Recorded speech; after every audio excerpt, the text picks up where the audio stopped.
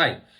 I'm not sure whether maybe most of you have seen a nice movie called A Beautiful Mind. It's about a professor who was a little bit like he was not so great in his mind. He had actually something called schizophrenia, and he suffered with it. But it's an amazing movie. You should just go and check it out. It's the professor's name was John Nash, and actually he created a very interesting kind of a theory, which actually changed the world. Everything that we know of today, I don't know to what extent, but it has a massive impact on everything, right? That was actually called the equilibrium theory. I'm sorry, I'm not pronouncing it's a bit difficult word. Equilibrium theory. Equilibrium theory, right? That's the correct pronunciation.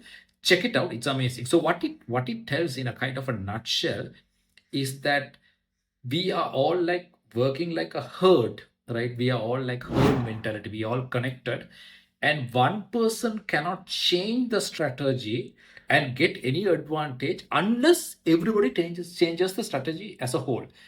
These are little bit complex, but what it essentially means is that everything what we do, like advertising, purchasing, buying, social media, it all is connected, right? So if you take, like, I'll give you a very simple example. If you take like Pepsi and let's say Coca-Cola, both have done a particular brand, both have established today, and let's say both are selling the products at $1. So Pepsi is selling at $1 and Coca-Cola is selling at $1. So what it says is that Pepsi cannot suddenly sell it for 50 cents, or it cannot sell it for $1.50, right? Unless Coca-Cola also changes, right? Because that's what it says, right? Both have to in sync change.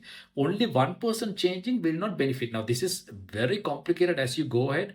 Like if you look at social media trending, right? That also uses John Nash's equilibrium theory, right? So there again, it's like preferences. Like how does social media decide the algorithms? How does it decide that one video is really good for it to be a trend, for it to be good, right? How does it suggest to you, right? It uses these theories, right? So it creates a pattern, and over time it recognizes usage and patterns and says this type of video under these conditions is good for you, and that is what they suggest, right?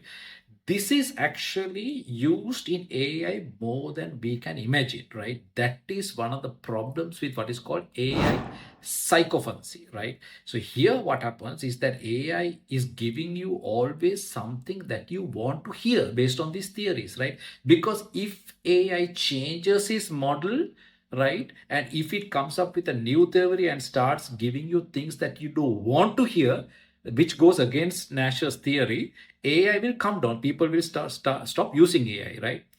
Now, I'm not there to change the AI model, let it go as it is. Whoever the big players can decide how that whole thing has to transpire. But what am I, my message to you is that there are times that you got to break this model. You got to go against the model and forget about all what others are doing. And you got to change your strategy. Even one person, even one company, one product has to change that, right? And AI is the best way to simulate these things.